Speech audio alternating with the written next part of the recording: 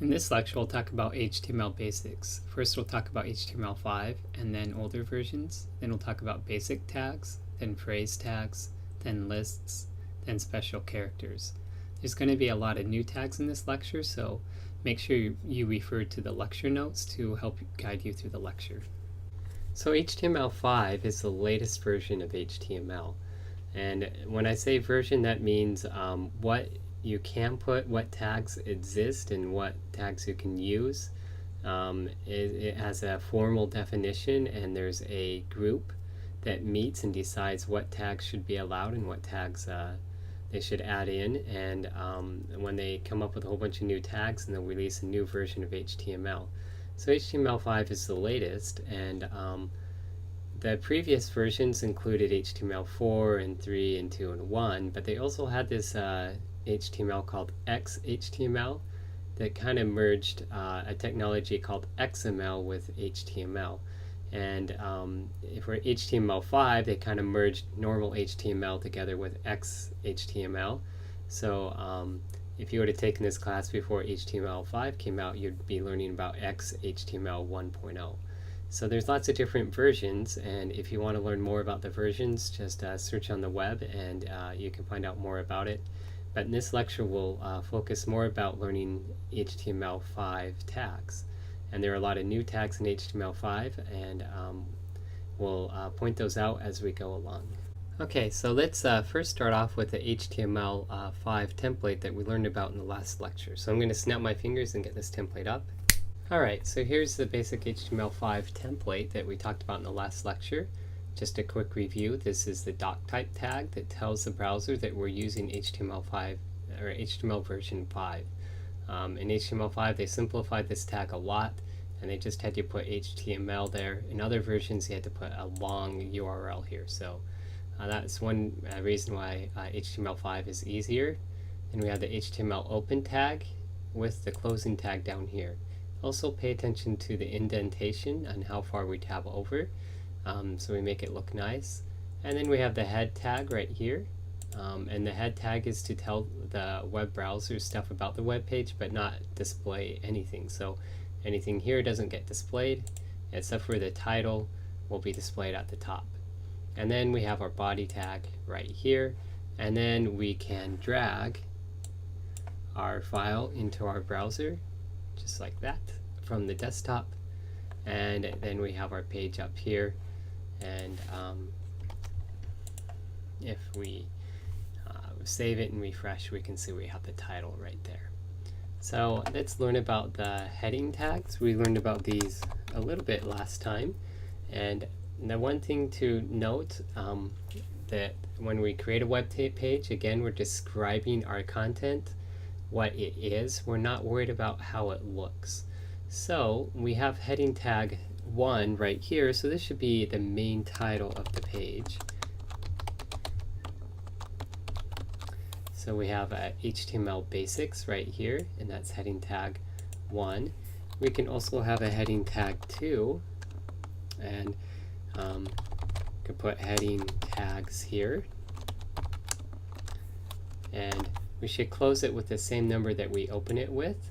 And so we have heading tags 1 through 6. So we can go all the way down to a H6 and do any numbers in between.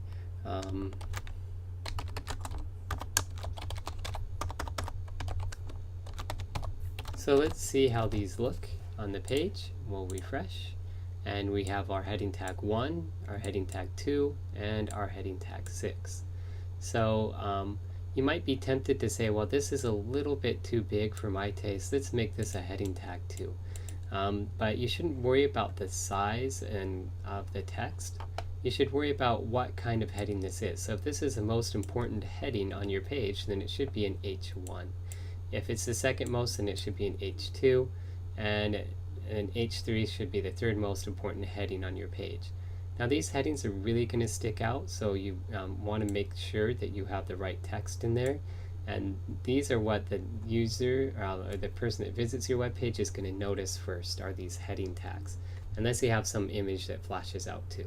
So they probably notice images and heading tags first, and so these numbers here should correlate to how important that heading tag is, and you should start at 1. If you want it to make it smaller, you can make it smaller later when you worry about the presentation of the page. But right now we're describing this, so this is our most important tag right here, and then we have heading tags right here as the second most important tag. So those are heading tags. So now let's move on to paragraph tags. And we learned about paragraph tags in the last lecture a little bit, but this you use a paragraph tag when you want a paragraph of text. So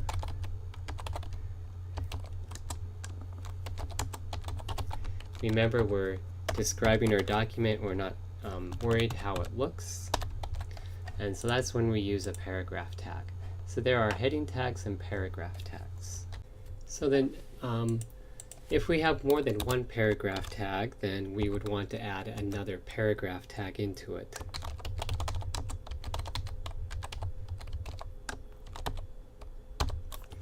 So now we have 2 paragraphs of text right here. Each one gets its own tag. Now one thing that we can do is we can also insert line breaks. So if we wanted to, right here, this BR stands for line break or break right here. So it's going to make the text after this on a new line. And we'll see how that looks. So here's our 2 paragraphs right here, and notice we have the text on a new line. So we probably shouldn't use line breaks very often, although sometimes they are necessary to get things looking the way you want it to look. But they're there to put a break in the middle of text and to get stuff onto a new line. However, you probably should be using a new paragraph tag if you want to start a new paragraph. And so the difference is when we go to start worrying about how this page looks, since this is one paragraph with a line break, and if it was really supposed to be 2 paragraphs, and we start putting spaces in between our paragraphs or decreasing spaces and styling it up, this wouldn't work the way it should work with other paragraphs. So there's a way that we can adjust the space between paragraphs and stuff like that, and just adding line breaks doesn't usually work. Line breaks is kind of the cheap and fast way of getting spaces or line breaks and getting vertical space onto your page, but you probably shouldn't be putting in a bunch of line breaks to get a bunch of space on your page right here. There's easier ways to do that we'll learn about later on, but that is the line break tag right there, and we'll just leave one of them in there for that. Now there is another tag that is sort of like a line break, but it's called a horizontal rule. So it's called HR for horizontal rule. And when we do this and we refresh, we have a line across in between there. So if you want a line break to kind of break apart some text or 2 sections of your page, you can use a horizontal rule for that. And you can put them in between paragraphs, and you can also put them inside of paragraphs as well, although that doesn't make much sense. You probably should use 2 different paragraphs, so usually just in between paragraphs. One thing that you can't do is put line breaks and horizontal rules inside of header tags. It might work and do something, but that web browsers will probably try to accommodate you and put a horizontal rule in between there, but that isn't really good style, and it doesn't make for really good looking web pages, and so you really shouldn't do that. You really should have horizontal rules in between paragraphs or in between headings or something like that. So that's the line break and the horizontal rule. Now just a quick overview about white space. Now white space is stuff that you do not see. So on this web page, there's some white space here, there's nothing here. So white space is where there is nothing. So there's also white space in our source code, like right here. But let's say that we want a new line right in between these two things right here, where we might think that adding a bunch of white space, or pressing enter a bunch of times and having a bunch of white space in there might have some effect on our page. But we'll look, and I got rid of the line break in between here, but there is no new text or lines right here. If you notice, it says text after on new line, and if we go back to the source, we have text after, then a bunch of enters, and then a new line. And notice that that new line right there just showed up right there. So white space inside of our HTML code does not translate to white space onto our web page.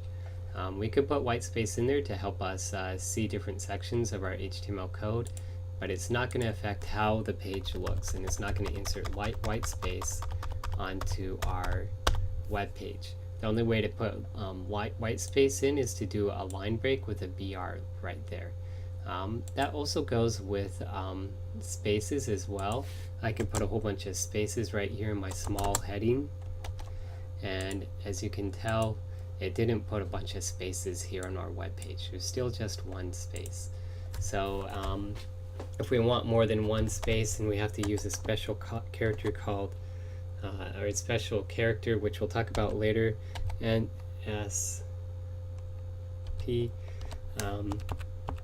NBSP is the special character. So we start with an ampersand, so that's shift 7 and then NBSP, and this is a semicolon, which is usually next to the L right there, and this stands for non-breaking space.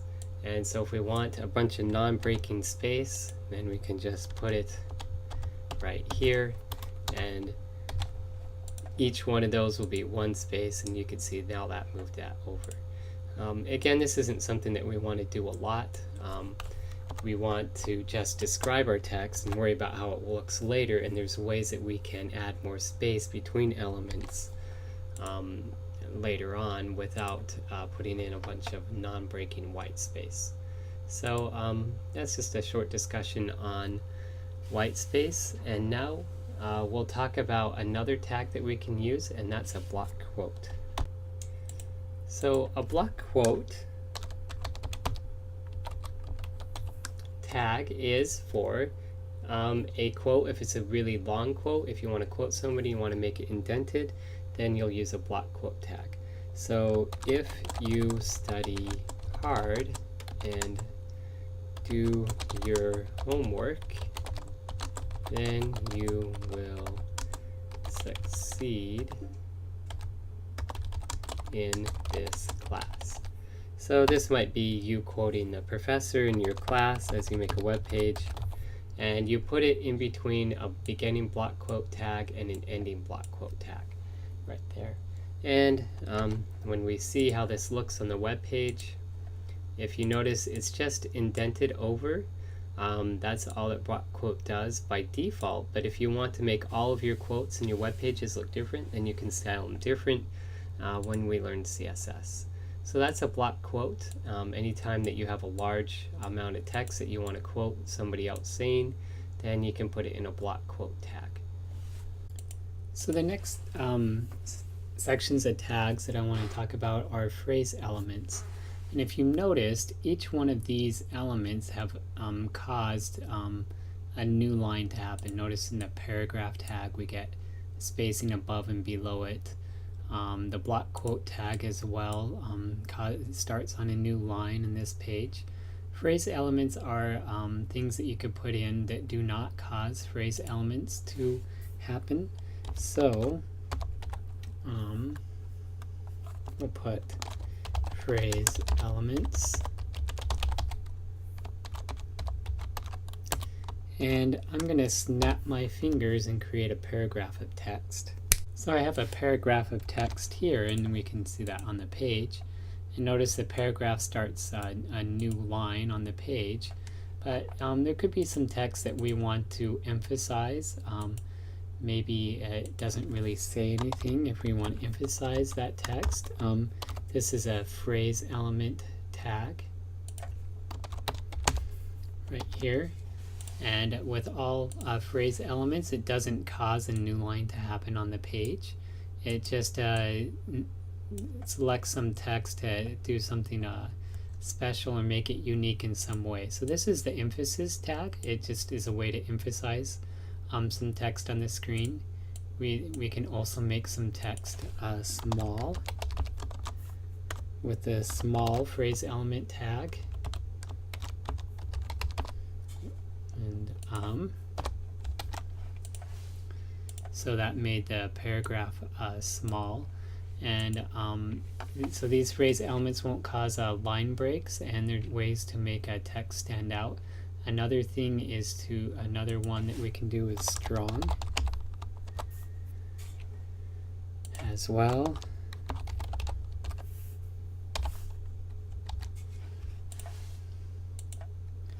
And so that makes the text bold if we want the text to stand out. And one last thing that I'll do is do maybe a subscript here. And so that's a little subscript right here. So as you can tell, that this is still, there isn't any line breaks in here, but we've marked out sections of text that have different elements in it that we can have show up in a paragraph. So there are lots more phrase elements than that I could put into the video, so make sure you look at the lecture notes and read about phrase elements. You can also search for this online at Google or at any other search engine to find more phrase elements that you can use. Some of the most popular are, of course, the small, the emphasis, and the strong phrase elements tags.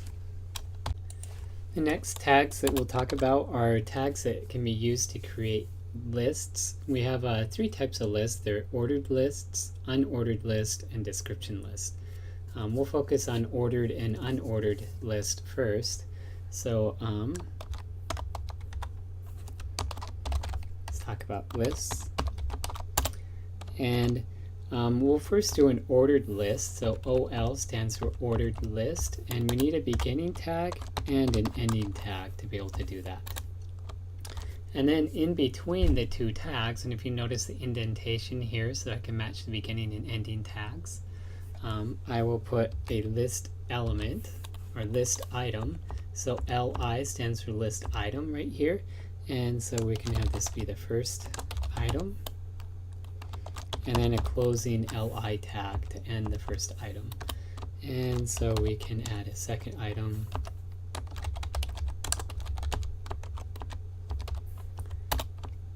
and of course a third, and as many items as you want. But I'll stop at 3.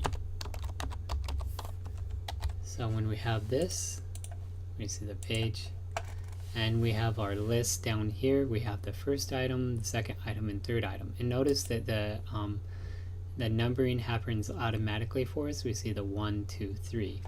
There are some different things we can do with this. We can add a type attribute right here. So this is an attribute again, and if we leave it blank, it will just do numbers, but we can also put a number in here, and it will leave it the same way. We can put letters in here, so we could do capital letters, and now we have A, B, C. We can do lowercase letters if we want lowercase letters to show up instead. So notice I'm just putting the A and the number 1 there, so that's the first one to start with. And one question you might have is, can I start it with say a different letter if I want the lettering to start with C? And you can't. You have to use just A or the number 1 right here. So that's numbers, capital letters, lowercase letters, and the other thing that we have is lowercase Roman numerals. If you know what Roman numerals are, they're the I, double I, stuff like that. And if you want capital case Roman letters, then you can do a capital I as well. So those are ordered lists, and you can have the type be different. So those are the 5 types that I showed you are numbers, lowercase letters, uppercase letters, and then Roman numerals or lowercase Roman numerals. are the different types that you have for an ordered list. And I'll just copy and paste this right here. And we'll do an unordered list as well. So an unordered list means that you don't want them numbered or lettered in some way, and you would take off the attribute as well. And then we just get the bullet points right there. So that's a good way to do bullet points. So those are ordered lists and unordered lists, and there are ways that we can style them up and make them look different when we're worried about the way things look. But whenever you have a list of items, you should probably put them in a list right here. And in fact, it's quite common to use an unordered list to list off your navigation links. And then there's a lot of stuff we can do to make those look really nice and even look like tabs at the top of the page. So that's one common use of an unordered list is for navigation links. So the next and the last type of list that we have is called a description list. And a description list is really good if you have like a word or a title and then a definition or some text that goes along with it. Description list starts with a DL tag and it ends with a DL tag, and the description lists have a description title, so we can put the title here, and there's the description, or it could be description data. I'm not exactly sure what the second D stands for. Right here, but once we have that, we can see that there's the title and then we have the description. So we can have more than one of these and several. So maybe if we want like to define HTML and say this is hypertext markup language right here, and then we could put in another description of another word, say the HTTP, which is hypertext transfer protocol right here. And when we look at that, we see that we have the HTML with its description and HTTP with its description right there. So that's a description list. I haven't used them a whole lot, but they are there and they do have their place. If you have a bunch of words that or titles or something, and then text that go with them, you might want to use a description list. Now you can style this up and make it look a lot different, but remember we're trying to describe our document. We're not trying to decide how it looks. Last thing we want to talk about are special characters. And special characters are things that we will want to have show up, but that we can't just put in our text. For example, this less than sign right here, if we wanted to have this less than small show up in our text on a web page, but not be a tag telling this paragraph to be or this word to be small, then we need a way to be able to put it in.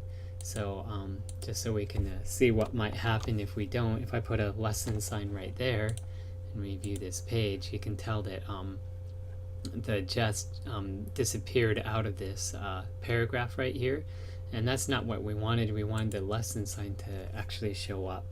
So we can't just put in less than signs, so that means that we need to use a special character, and all special characters start with an ampersand sign. If you need to know how to type that in, you press Shift 7, and then that was a less than sign, so we could do LT for less than, and then a semicolon. So all special characters start with an ampersand and end with a semicolon. And if we do that, then we get this back here, and now we have the less than sign in there. So that's the same thing with the greater than sign, except for we use GT for greater than. So then we can get the greater than sign in there, right there. And another thing is now that we're using ampersand to start off special characters, when we want an ampersand to be in our text, we have to use a special character to put that in as well. So there's an AMP for ampersand right here, and that will put the ampersand in our web page right there. So now we have the ampersand sign right there. So there are lots of other special characters. One of them I believe is the copyright sign. So if you want to put a copyright sign on your web page, and you get a little copyright sign. And there's a whole bunch of more special characters that you could put in your web page, but I'm going to refer you to the lecture notes. There's a page dedicated to special characters, and a link to a place on the web, W3 Schools, where you can find out all of the different special characters that you can use. But all special characters start with an ampersand and end with a semicolon, and the most important ones to remember to escape are the less than and greater than signs and the ampersand too. So those are things that people usually put in, but they forget to do special characters.